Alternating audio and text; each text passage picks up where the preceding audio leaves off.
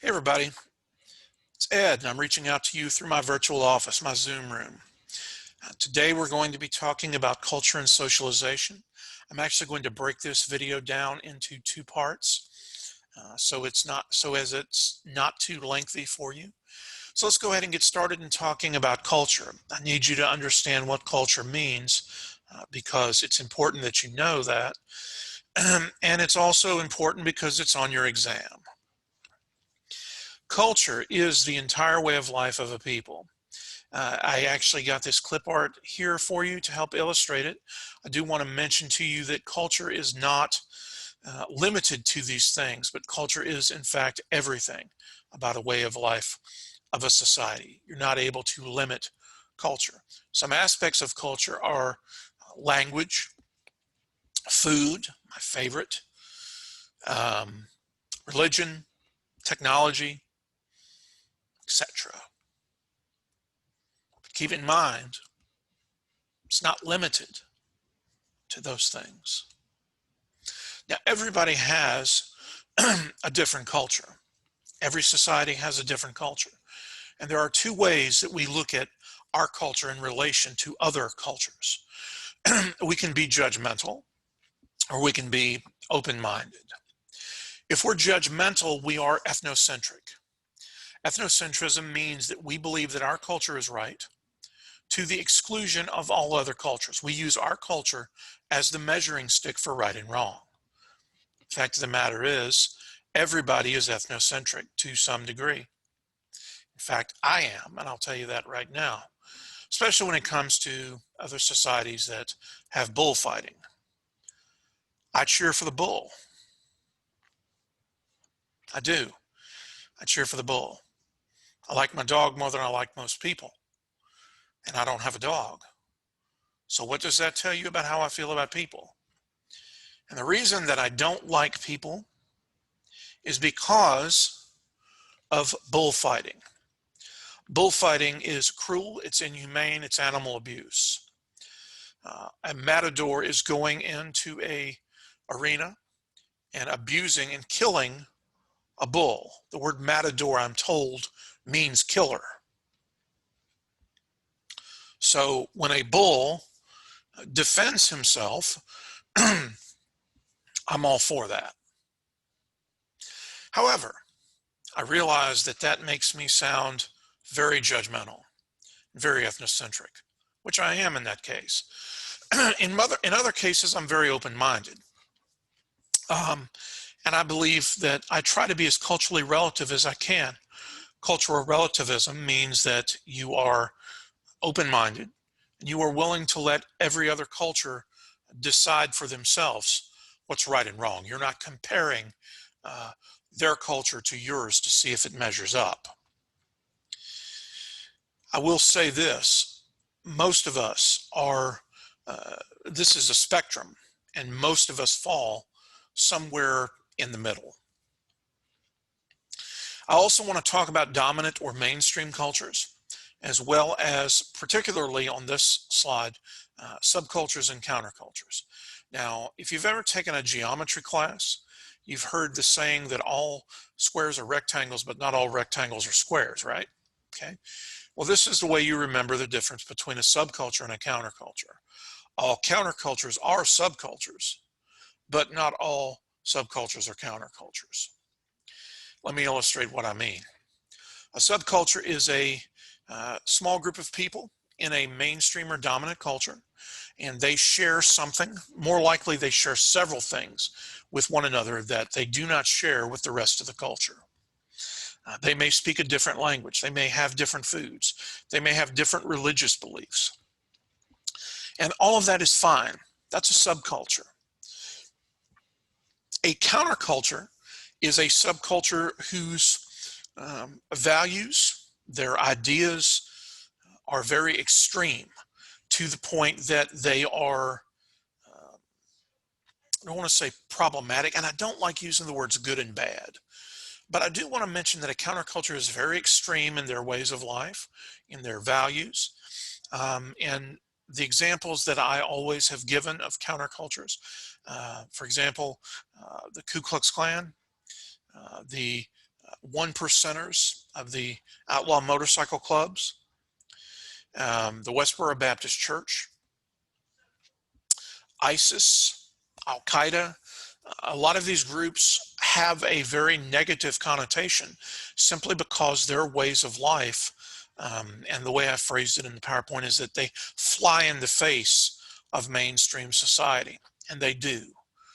So keep in mind that those countercultures are subcultures, but subcultures are not necessarily countercultures. Now, if you've traveled a lot, and I know that some of you have, you've probably experienced something called culture shock. It's when you go to a different society and the different ways of life are very different. For example, going over to England, you might find it strange that people drive on the left side of the road instead of the right side. You may go to other countries where they eat chocolate-covered insects. Look, don't make it sound so bad. Trust me, it's good. You put chocolate on anything, I'll eat it, okay? The fact of the matter is, in the United States, we fry anything. We will fry literally anything. We're frying not only chicken and potatoes, but we're frying butter sticks. We're frying ice cream. We're frying Oreos, pickles, what have you.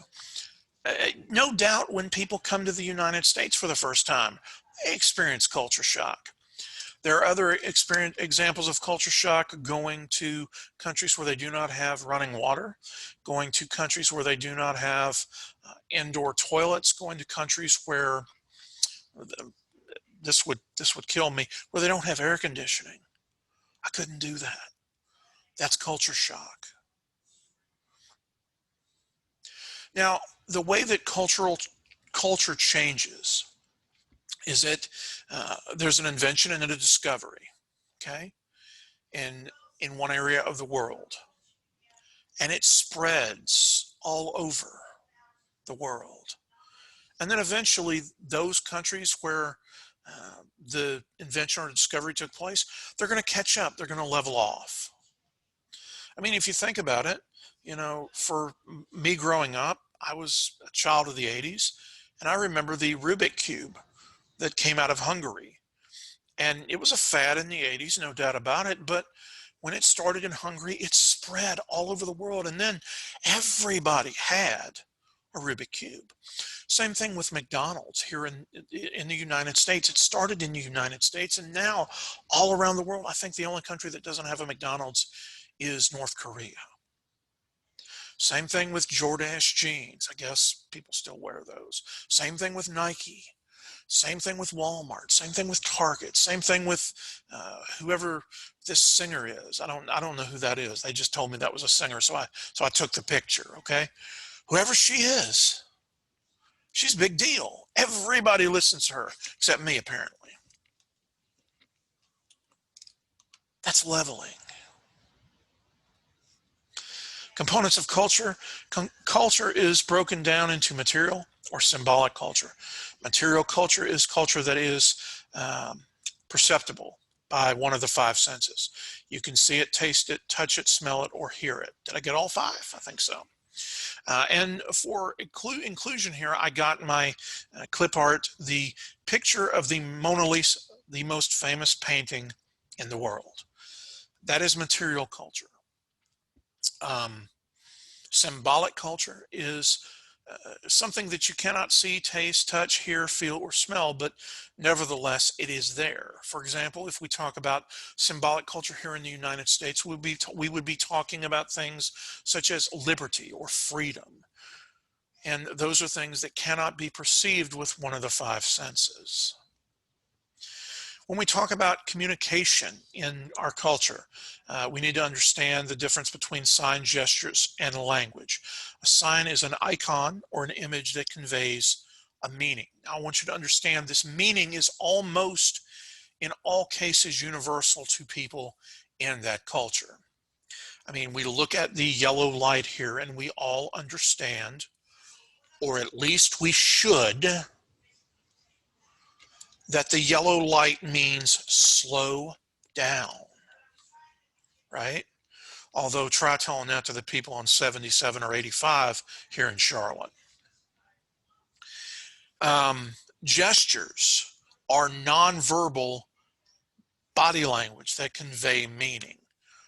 You know, we shrug our shoulders, we nod our head, we give a thumbs up, we smile, we frown, whatever. The fact of the matter is, though, the majority of what we communicate is not through language, which is the written words or symbols that we use to communicate meaning. It is instead through nonverbal body language, which is problematic, particularly if we are dealing with simple email communications or text. We need to be careful with how we sound or how we come across in emails, because we do not want to come across as unnecessarily angry. We do not want to come across as rude. We want to come across in a respectful manner. And believe me, that's taken some getting used to for me, because I'm not exactly I haven't always been exactly up on email or text technology. I just wanted to point that out. Okay. But I do also want to say this about language. Language is going to shape our reality, particularly when it comes to sex and gender issues. I've read a lot of books, and I see a lot of feminist theory, and I agree with it, that we need to change a lot of the language that we use. And thankfully, at least since I was growing up, thankfully, some of that language has been changed. For example, you know, congressmen used to be congressmen. Now it's congresswoman or congressman. You're distinguishing between the two, because you're implying that, if not, you are implying that one sex is inferior to the other. I just wanted to mention that to you. You know, fireman of my generation is now firefighter. Male man of my generation is now male carrier. Policeman of my generation is now police officer. And we see those things, and I think they're a good thing. I think they're a positive change, because we think in terms of language. And the fact of the matter is, women can do anything that men can do, and vice versa. Well, let me rephrase that. I can't say that, because so far men cannot have children. But what I mean is, there is nothing that a man can do that a woman cannot in terms of equality. The components of our culture also include values, beliefs, and norms. And I'm just going to be very simple with what these are. Values are things that we value. I mean, it's very simple. It's tautological, but it's simple. We think these things are important. Beliefs are things that we believe. Tautological again. These are things that we hold true. We think that they are true. And then there are norms. Norms are the unwritten rules of a society. And norms are broken down into three components: folkways, mores, and taboos. You're going to have a writing assignment dealing with a folkway. So it is important that you understand what a folkway is. A folkway is a very simple norm. It's an unwritten rule, and it's not really that big of a deal in the grand scheme of things. If you violate a folkway, which we all do, it's more like a faux pas. It's not going to follow you for the rest of your life. Now, from folkways, we move up to more serious norms called mores. Mores are more serious. They are more ingrained in the fabric of society than folkways.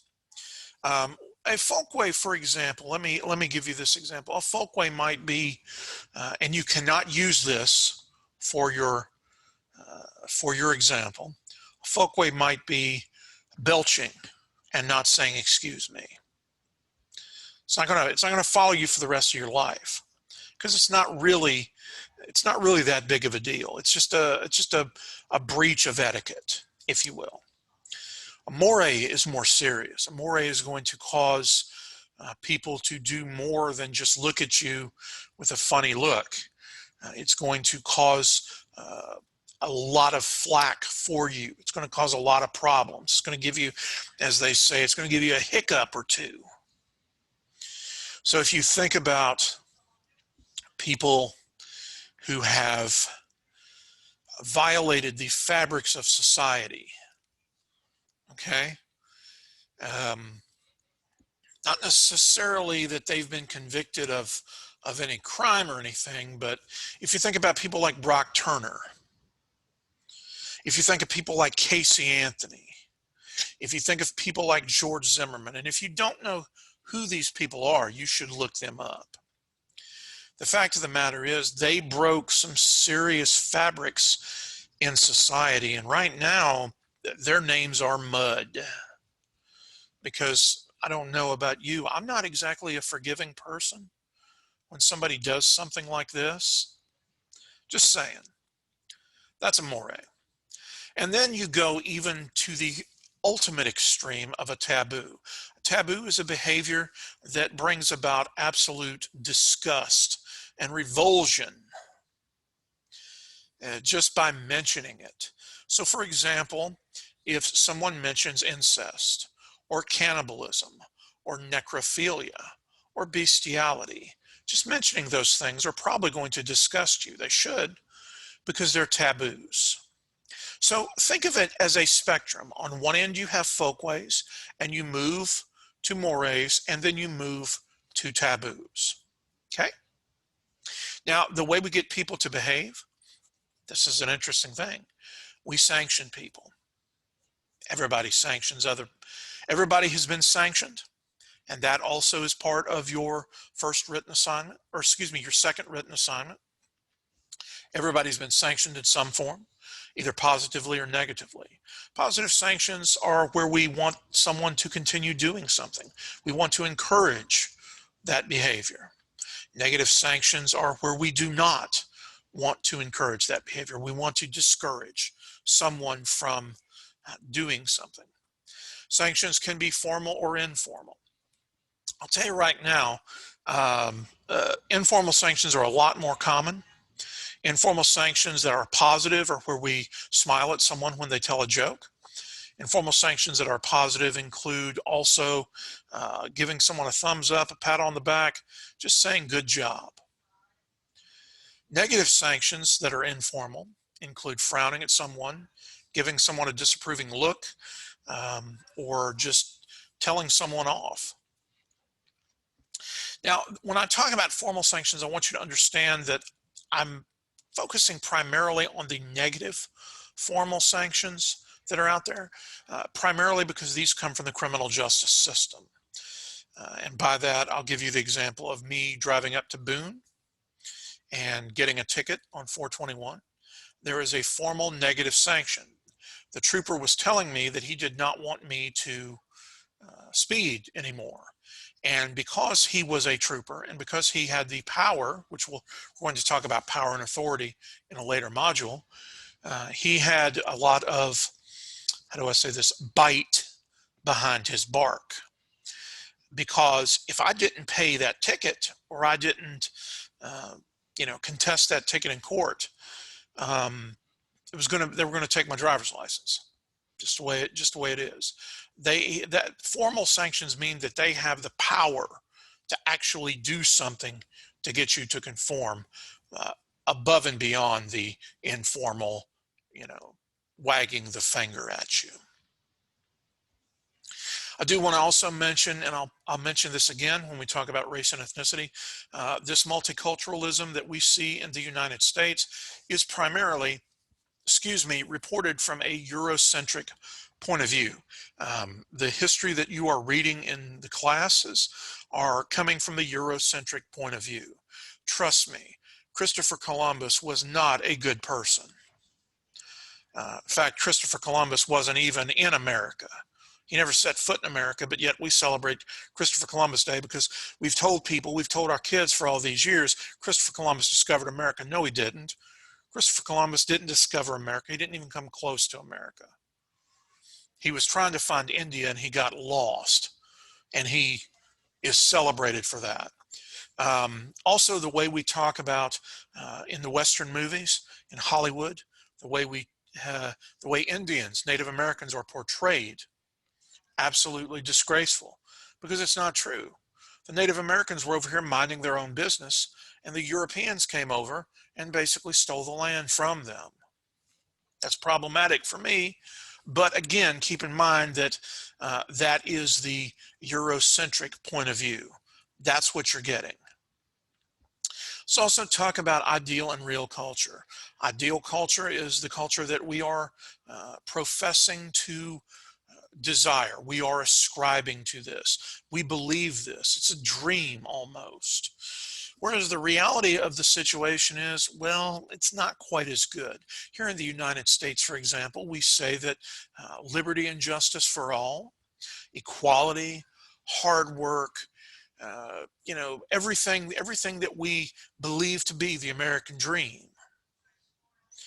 But the real culture is very different. There are a lot of groups in this country who are disenfranchised. Not everybody is treated equal. Not everybody is treated fairly. We have a high rate of crime. We have a high rate of poverty. We have a high rate of, you know, educational problems. So even though we claim to be that we want everybody to be educated, we're not seeing that. We're seeing a lot of kids coming out of high school with these diplomas that cannot read and write. And that's the truth. So they're credentialed, but the skills that they need to go into the workforce are lacking. So, ideal and real culture. Components of culture, technology. Let me just say this very quickly. Technology is a tool. That's all it is. It's a tool, and it makes our lives easier. Technology can be something as high-tech as this, it looks like an apple, or it can be something as low-tech as a plow. Just wanted to point that out. I also want to talk about the mass media. The mass media is considered by many to be the fourth branch of government, right behind the judicial, the legislative, and the executive branches. Now, I know that some people are going to not like to hear this, but again, it's the truth. I don't care which outlet you listen to, because I know that people that listen to CNN don't like Fox News. And I know that people that like Fox News don't like CNN. But I'm going to tell you something. It doesn't really matter. Because whether you're talking about the left wing or you're talking about the right wing, it's the same bird. The fact of the matter is this: 5, count them, 1, 2, 3, 4, 5 corporations, conglomerates control over 95% of the media outlets in our society. So how much of the real deal do you think you're hearing? How much of the true stories do you think you're hearing? Not much. Again, I'm not trying to be political when I say that. I'm telling you that the media has an agenda. The media has an agenda. And that agenda is, unfortunately, not just providing news, it is providing, it is securing advertising dollars. And I'm assuming that we all have social media. I do. I recommend getting a LinkedIn account. LinkedIn is a professional email account. I have Twitter, or I did have Twitter. I don't tweet anymore because I'm no longer a bird. I have Facebook. I have a YouTube channel. I do recommend using LinkedIn as you are starting your professional careers. I also would like to mention that make sure that what is on social media that has your name on it is professional, because I guarantee you Potential employers are going to look at your application and they are going to Google you. In fact, go and Google yourself and see what's out there. Make sure that anything that's out there with your name on it is positive, or at least as positive as you can, because potential employers are going to Google you. I know a lot of people who have lost their jobs because of things that they've posted on social media, and I'll leave you on this slide with this. A few years ago, there was a young college student, I believe, and she had scored an internship with NASA. She was on Twitter, and she was talking about her NASA internship. And she said something along the lines of, I'm going to be interning for NASA. I start Monday. And then she proceeded to let loose a stream of obscenities. Now, on Twitter, apparently anybody could comment on her thing. So this person that she didn't know that well, or didn't know at all, as a matter of fact, got on there and says, hey, you know, you might want to watch your language about that. If you're going to be representing NASA, you might want to watch your language. And she went off on him, and she told him basically, you know, bleepity bleep bleep bleep. I can't say the words. But basically, who do you think you are? Bleepity bleep bleep bleep. You know, you mind your bleepity bleep business. And he responded back to her. He said, okay, I'll do that. I'll mind my business. See you Monday morning for the internship interview.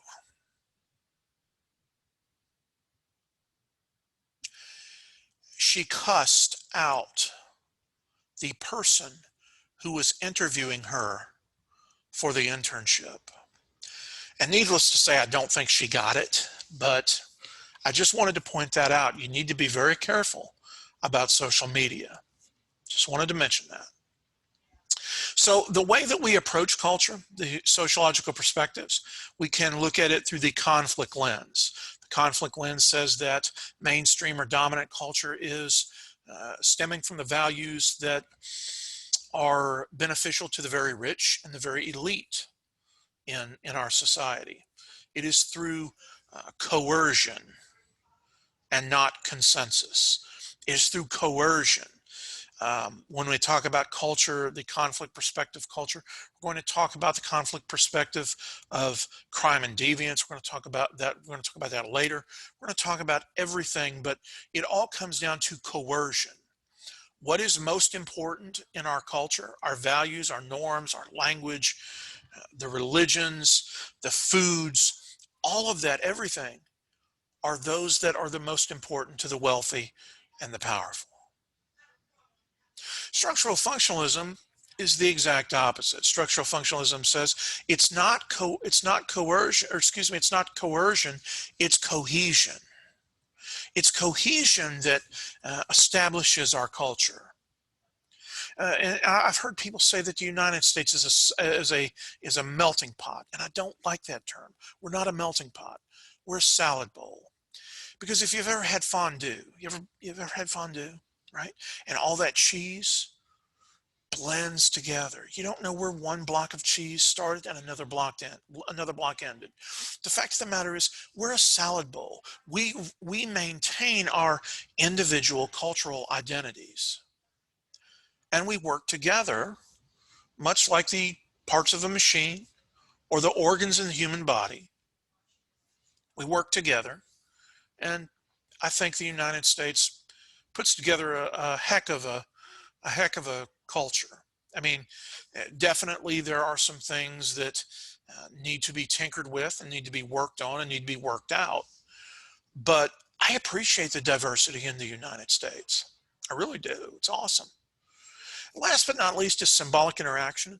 Symbolic interactionist perspective to culture says that, number one, culture is transmitted through agents of socialization, which we're going to talk about in the next video.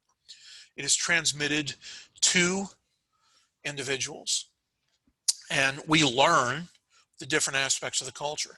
It also says that the culture in our society is different than other cultures, okay? Because culture is a social construct. It is a fluid concept.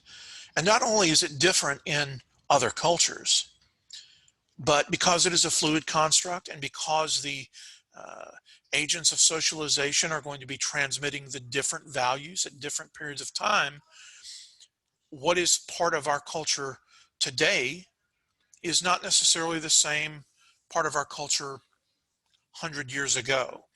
The example that I use here is the television.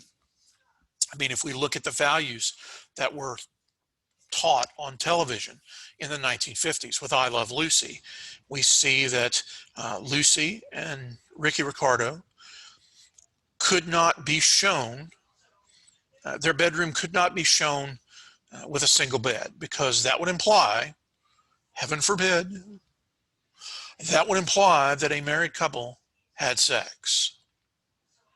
When Lucy was pregnant with little Ricky, they could not use the word pregnant on television in the 1950s. They had to say she was expecting. Yeah, expecting what? Ed McMahon to come by with the Publisher Clearinghouse sweepstakes and give her $1 million? What? She was expecting a baby because she was pregnant, but you couldn't say the word pregnant on TV back then. Couldn't say it. In the 1990s, when I was a teenager, they had a show called Murphy Brown. Murphy Brown dealt with a character who was going to be a single mother. And the vice president of the United States at the time had a fit, because that was an attack, in his opinion, on family values. A single parent, a single mother was an attack on family values. That was in the early 90s. Now, let me ask you this. What's on television today? If you understand that, you understand my point when I say that culture is fluid. It changes over time. Ladies and gentlemen, that's all I have for this video. I'll see you online.